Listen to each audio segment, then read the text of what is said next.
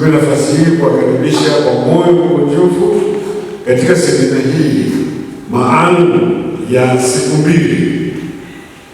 Kwanza kabisa nimshukuru Mungu kwa kutuwezesha kukutana pamoja katika wakati huu muhimu wa kujifunza, wakati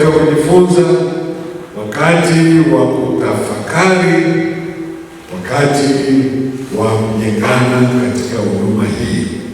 Hakika hii ni nafasi ya kipekee, na tunasema ni kwa neema ya Mungu, na kwa taarifa niliyosikia wote tulikutana mwaka jana hapa, kwa neema ya Mungu bado tuko hai. Amen. Alafu Mungu ameniongeza kwa leo. Nasikia nimepata na wadogo zenu. Amen. Nasema kama sio ni kwa neema ya Mungu, na kwa kweli tunamshukuru sana Mungu.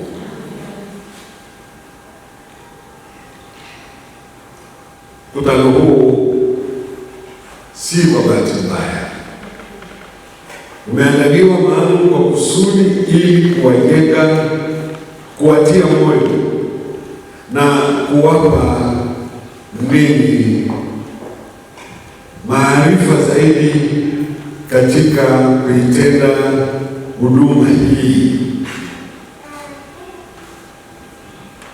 Kwa hiyo ni mkutano ambao una kusudi maalum ili mpate kuimarika, pate zana mpya za kiroho, za kiakili, zana za kiutendaji, ili mkitoka hapa huduma iendelee kuboreka zaidi. Ninapowaona ninyi 118 mlioko mahali hapa, ninaona kundi la watumishi ambao Mungu ameliweka katika nafasi muhimu sana ndani ya kanisa kupitia shirika zetu.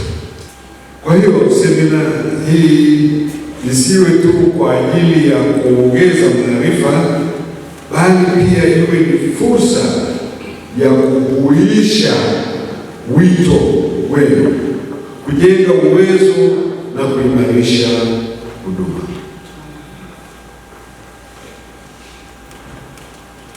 Fursa ya kuhuisha wito. Unajua kitu kikihuishwa ni kama kinakuwa na uhai mpya, sio hivyo?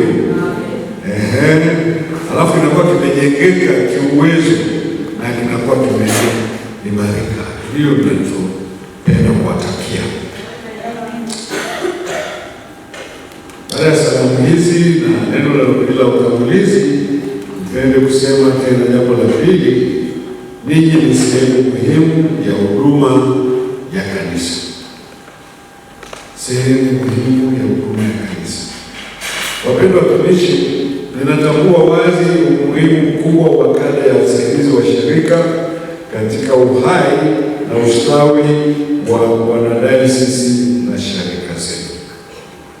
Mara nyingi ninyi ndio mnaokutana kwa karibu zaidi na waumini katika maisha yao ya kila siku.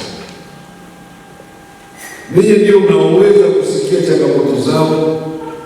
Ninyi ndio mnaoweza kushuhudia mahitaji yao na kuwa sehemu ya kwanza ya huduma ya kanisa wanapohitaji msaada.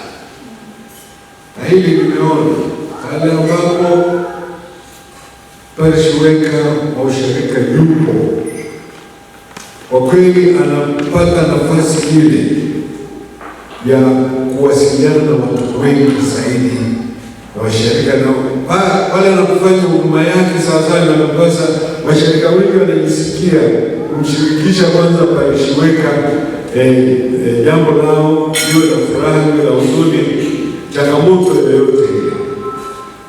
Kwa namna hiyo, mara nyingi mimi ni sura ya kwanza ya kanisa inayoonekana kwa mtu katika ngazi ya ushirika. Piwi yupo. Ndio anaweza sio? Piwi yupo.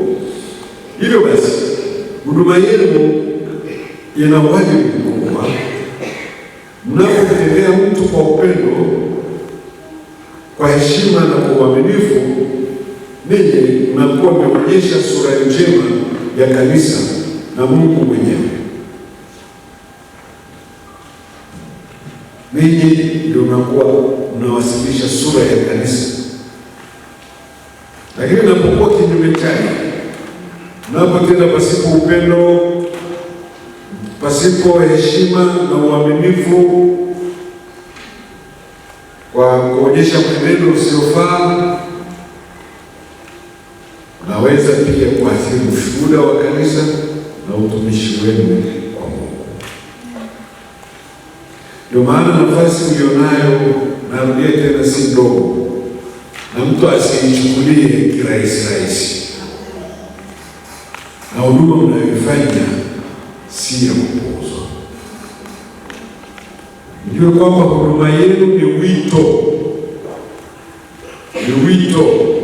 na inahitaji uaminifu. Huduma yenu ni wito na inahitaji uaminifu. Wapendwa, ningependa pia tukumbuke kwamba kuwa msaidizi wa usharika si swala la kuwa na kazi tu, sio swala la ajira tu. Ni nafasi inayogusa moja kwa moja huduma ya Mungu na maisha ya watu. Kwa hiyo wajibu huu unapaswa kutazamwa kama huduma yenye wito na dhamana mbele za Mungu.